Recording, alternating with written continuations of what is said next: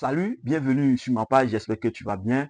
Aujourd'hui, nous allons voir deux façons de déterminer les coordonnées du vecteur vitesse. Sachez que les coordonnées du vecteur vitesse s'obtiennent par la dérivée une fois du vecteur position sur la dérivée du temps. Alors, lorsqu'on nous donne le vecteur position, qu'est-ce qu'il faut faire pour pouvoir déterminer les coordonnées du vecteur vitesse? Pour déterminer les coordonnées du vecteur vitesse, lorsque nous avons le vecteur position, il faut d'abord déterminer les équations horaires du mouvement. Donc ici, nous allons d'abord déterminer les équations horaires du mouvement pour pouvoir déterminer les coordonnées du vecteur vitesse. Donc ici, équation horaire. X de t qui est égal. Nous avons vu dans la première vidéo que x est matérialisé par le vecteur i. Et donc, x de t est égal au coefficient du vecteur i. Donc, x de t égale à moins 3t plus 4. Y de t, et y, on a dit que y est matérialisé par j. Donc, y de t égale à ça. Donc, y de t égale à 6t carré moins 3. Nous avons dit que z est matérialisé par k, mais ici, il n'y a pas de k, c'est-à-dire que ici, z égale à 0. Donc, z de t égale à 0. Alors, je vous rappelle que lorsque z égale à 0, alors on dit que le mouvement est plan. Après avoir déterminé les équations du mouvement, nous allons maintenant utiliser cette expression pour déterminer les coordonnées du vecteur vitesse.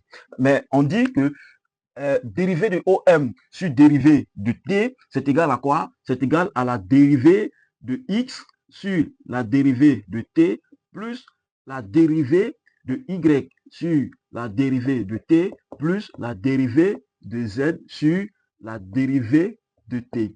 On dit V est égal aussi à, vecteur V est égal à la dérivée une fois de X plus la dérivée une fois de Y plus la dérivée une fois de Z. Lorsqu'on vous demande de déterminer les coordonnées du vecteur vitesse, si on vous donne le vecteur position, alors dans un premier temps, il faut déterminer les équations horaires du mouvement. Après avoir déterminé les équations horaires du mouvement, vous utilisez alors cette expression ou cette expression pour déterminer les coordonnées du vecteur vitesse. En appliquant cette formule, on aura V qui donne ici x une fois, la dérivée une fois de x de t. C'est égal à moins 3t plus 4 prime. Et la dérivée une fois de y de t égale 6t carré moins 3. Et ici, la dérivée une fois de z de t, ça fait 0. Ça va donner ici prime. Prime ici. Ici, on aura v, le vecteur vitesse qui sera égal. Ici, la dérivée une fois de t. Là, si je dérive moins 3t, c'est égal à moins 3. La dérivée de 4, ici 4 est un nombre réel. Et la dérivée d'un nombre réel, c'est 0. Et ici, je dis moins 3 parce qu'on nous dit dans le tableau des dérivées que la dérivée de AX est égale à A. Et donc, la dérivée de moins 3t, c'est égal à moins 3. Et en bas, nous avons Y'. La dérivée de Y. Ici, nous allons dériver ça. Alors, la dérivée de 6t carré, selon le tableau de dérivée, on dit AX au carré, c'est égal à quoi? C'est égal à 2A fois X, exposant N-1, si vous voulez. Sinon, en réalité, ça fait simplement 2A fois X.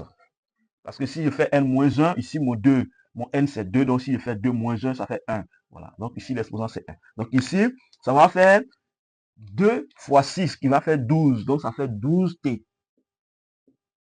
Et la dérivée de 3, c'est 0. Et ici, z de t égale à 0. Alors, voici la première manière de déterminer les coordonnées du vecteur vitesse.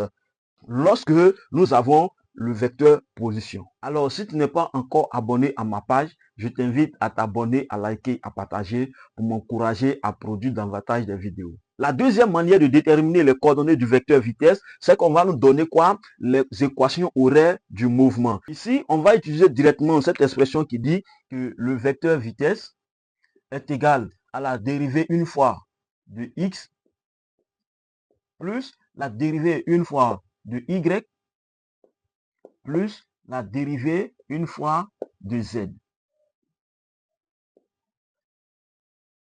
V,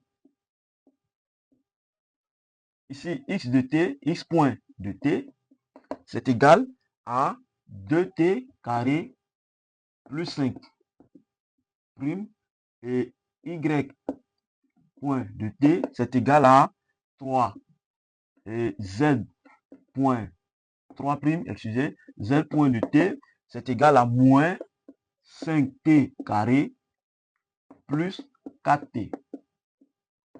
Donc V, ça donne, donc x point de t, c'est égal à 4t. Y point de t, c'est égal à 0. Et z point de t, c'est égal ici, ça fait moins 10t plus 4. Donc, lorsque on vous donne le vecteur position, il faut d'abord déterminer les équations horaires du mouvement et par la suite déterminer les coordonnées du vecteur vitesse en appliquant cette expression. Lorsqu'on vous donne directement les équations horaires du mouvement, il faut directement appliquer cette formule pour déterminer les coordonnées du vecteur vitesse. Si par la suite on vous demande de déterminer la norme du vecteur vitesse, la norme du vecteur vitesse est égale à la racine de x point carré plus y point au carré plus z point au carré. C'est-à-dire ici, c'est cette expression que nous allons utiliser pour travailler. Et vous allez constater qu'il existe des t, des variables dans l'équation. Qu'est-ce qu'on va faire? Dans l'exercice, on va vous donner la valeur de t. On vous dira soit t égale à 1 seconde, t égale à 2 secondes. Et vous allez remplacer d'abord dans l'équation les t par leur valeur. Et par la suite, vous allez additionner tout sous la racine. Vous allez trouver la norme de la vitesse.